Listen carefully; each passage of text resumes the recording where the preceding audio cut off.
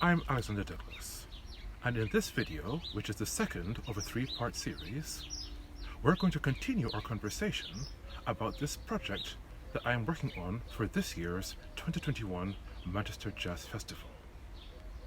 And the project is entitled An Elegy for the Departed, Remembering Tulsa 1921. Now, an elegy is often something that is poetic, so more words than music, but of course we have pieces of music that have also used the title elegy. There's quite a lot to get through in this video, and indeed far more material to cover than will make it easy to keep this short. So there are a lot of details I'm going to have to skip through. But I'd like to try and set some context for you that puts this whole narrative into something a little bit wider, and this is particularly for British audiences, but not just British audiences. One of the questions that we're going to address in the third video, which will be tomorrow, where we reflect on the events of the second day of the Tulsa Race Massacre, as we now call it, will be the question of why there aren't more black musicians involved in this project. And part of what I'd like to communicate is that the fact of what happened in Tulsa isn't simply a case of white people being the enemy and black people being the victims. For example, it seems very much unknown to a lot of people that in the first instance, the young man at the heart of what started the controversy, Dick Rowland, all of 19 years old, a shoeshine boy, was actually protected by a sheriff in Tulsa. But that sheriff was supported by his own lawmaker colleagues and not supported by the police. And so part of what motivates the decision to take inspiration from the form that Joseph Haydn used for a piece of music we know in short as the 7 Last Words relates to an event that took place just under a year before Dick Rowlands found himself in an elevator or near an elevator, because the fact is nobody knows what happened apart from that there was a scream. A scream from the white young lady who was the one who would have seen Dick Rowland and everybody else who used the elevator to discharge their duties. But the story I just mentioned is about somebody white, not black, who went by the name of Roy Belton. And Belton was a year younger than Dick Rowland. He was 18 when he was arrested for what apparently was a brutal murder right there in Tulsa. This is where the story gets a different level of interest, because William McCulloch, the sheriff who protected Dick Rowland in the first instance, was not the sheriff 1 year earlier. That sheriff was a rather different individual who, when faced by a group of white masked men who demanded Belton, at first tried to fend them off and then handed him over.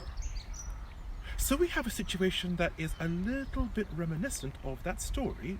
You don't have to believe it as truth, but that story told in the New Testament records, where some dude called Pilate was encouraged by a baying mob to hand over a prisoner for, oh, that's right, crucifixion. So we can see lynching and crucifixion as pretty similar. Except that in the case of Roy Belton, Belton is white, and we don't know, or I don't know rather, exactly what the ethnicity was of the taxi driver, but there's no reason to believe that the taxi driver was anything other than white. And so those people from Tulsa come, take Belton, and within half an hour of him being handed over, he's been lynched. Some people actually argued that the lynching of Roy Belton was a good thing for the moral temperature of Tulsa. It showed that that kind of behavior would not be tolerated under any circumstances. But this is now where the thoughtful element of this project really begins to take flight. Because now we have this new sheriff. We've already mentioned his name, William McCullough. And he has lived quite the life before entering law enforcement. And it's really interesting that when a group of white men turn up at the courthouse, as they call it, asking for Dick Rowland, who is supposed to have in some way assaulted the innocence of a white young lady, McCullough refuses to hand him over. And so the story of the first day of the Tulsa Massacre actually begins the day before what the Americans call Memorial Day, which was May the 30th, 1921. That's the day in which somehow Dick Rowland is supposed to have done something or other to this white young lady in this white hotel. Now, on the 31st of May, things don't actually become difficult until 7 o'clock in the evening. And so the period that now concerns us is from 7 p.m. on the evening of the 31st to 2 o'clock in the morning on June the 1st. And we'll talk about what happened on June the 1st, 1921, tomorrow, on June the 1st, 2021. It is a shame that one has to be so brief. But the details are something like this. As the rumor that this young guy, Dick Rowland, has done something terrible to this white young lady spreads like wildfire throughout the white neighborhoods of Tulsa, more and more people start gathering outside the Tulsa courthouse, hoping that they can impress upon the sheriff to do the same thing that he did with Roy Belton. And I'd like to suggest that it is just possible that if William McCullough had handed Dick Rowland over to those people, maybe the entire neighborhood of Greenwood would not have been burned to the ground. Would that have made it the right thing to do? I am not here to answer that question, but I am here to say that in these moments of heated storytelling, simple Facebook narratives, polarized binary formulations, right, wrong, black, white, etc., things are simply not that straightforward. And so this piece is going to take Haydn's structure, we'll talk about it a little bit more tomorrow, and the whole journey in which the violent act against an innocent person is narrated through those 7 last words. But instead of focusing on the same content that Haydn does, we're going to shift the lens to the Greenwood district of Tulsa, Oklahoma, where very sadly, one of the things that was left as a legacy from that massacre was that every building where people gathered together to share their faith and remember their identity as formerly oppressed black people who had become free was burned to the ground. So this is not a story about American religion. But religion is important for one reason, in this narrative.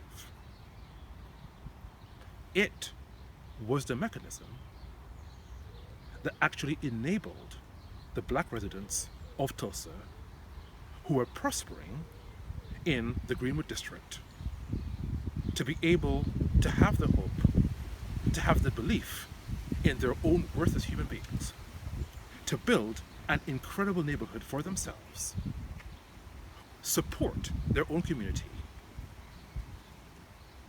and actually be fully realized human beings on their own terms. And that is what this is about. And all of that was taken away from them in just 48 hours. Something that literally we can describe as an American Kristallnacht. By 7 o'clock on the evening of the 31st of May, it was clear that something was going to change in the city of Tulsa. By 9 o'clock, the sound of gunfire was so terrifying that a mass exodus had started. By midnight, the first fires were underway. Greenwood, and indeed Tulsa, was on fire. But by 2 o'clock on the morning of the 1st, it seemed as if the whole thing was over. Somehow, a massively courageous resistance effort from Tulsa's black residents had repelled the antagonists. Dick Rowland was still alive, and Greenwood was saved.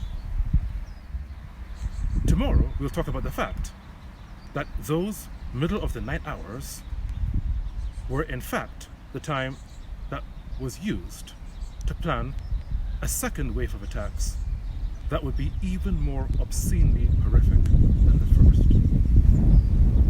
But all of that is for tomorrow, as well as more of a discussion about the band that is going to play this new Elegy for the Departed. And we'll talk a little bit, a tiny bit, about the concept of a jazz chamber ensemble.